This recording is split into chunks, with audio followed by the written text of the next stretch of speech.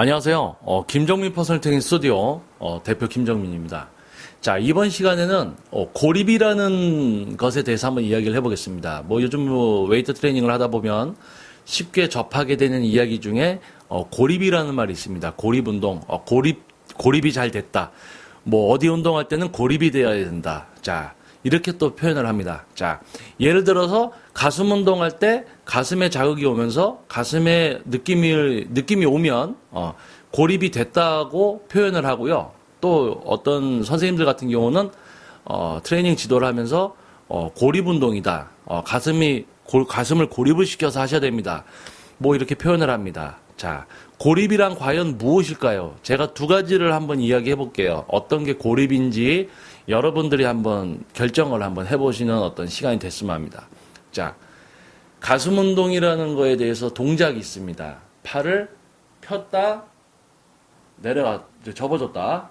동작, 벤치프레스.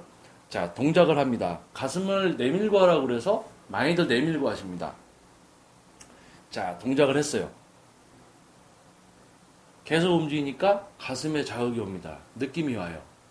자, 이게 1번 고립이다. 자, 2번 가슴 운동을 해야 되는데 어깨랑 삼두가 쓰이면 가슴 운동에 대한 효율성이 떨어지기 때문에 실제로 50kg의 중량을 가지고 최소한 40kg 이상을 가슴 근육의 수축에 의해서 들 수 있다면은 어깨 근육과 삼두근을 쓰지 않는다면 자, 최대한 가슴 근육으로만 했을 때 이때 가슴이 고립이 됐다.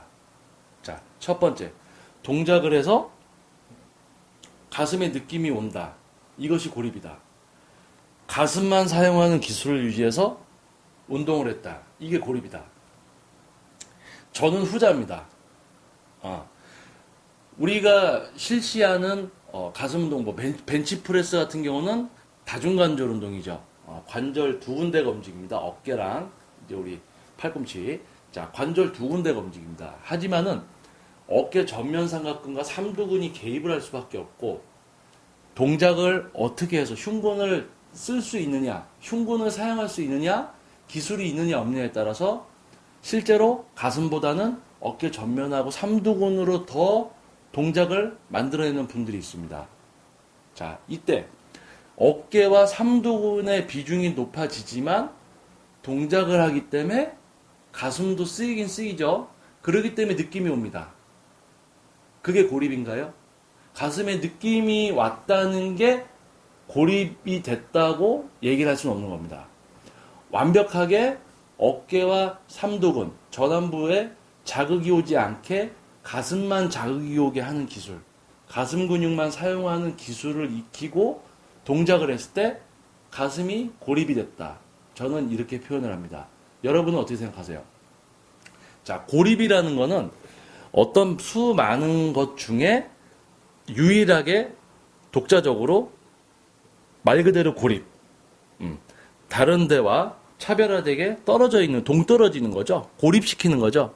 그래서 어깨 삼각근, 삼두근을 사용하지 않으면서 쓰이긴 쓰이지만 이 동작 자체를 최대한 흉근으로 하는, 팔로 벤치프레스 한다고 이렇게 가슴만 내밀고 동작을 하는 게 아니고 가슴 근육의 힘으로 수축을 하면서 좀 더 가슴 근육을 쓸 수 있는 기술을 유지하면서 벤치프레스를 했을 때 가슴의 비중을 최대한 높여서 했을 때 가슴이 고립이 됐다라고 얘기를 할 수 있겠죠. 자, 고립에 대해서 한번 얘기를 해봤습니다. 다음에 기회가 있으면 고립이라는 거에 대해서 조금 더 자세하게, 그리고 저의 이전 동영상을 보시면 가슴 운동을 가슴으로 하는 법, 측면 삼각근을 키우는데 팔로 하는 것이 아니고 측면 삼각근만 이용해서 하는 사이드 레터 레이즈, 등 근육만 써서 하는 등 운동, 요런 이제 또 종류들로 제가 업로드를 해놨습니다. 같은 취지입니다.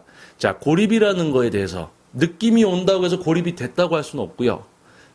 말 그대로 고립을 시켜서 얘가 주가 되게 해서 운동을 할 수 있는 어떤 기술과 그 노하우가 유지가 됐을 때 여러분들이 몸을 더 쉽게 효율적으로 무게를 많이 들지 않고도 어느 정도 몸을 만들 수 있다고 또 생각이 됩니다.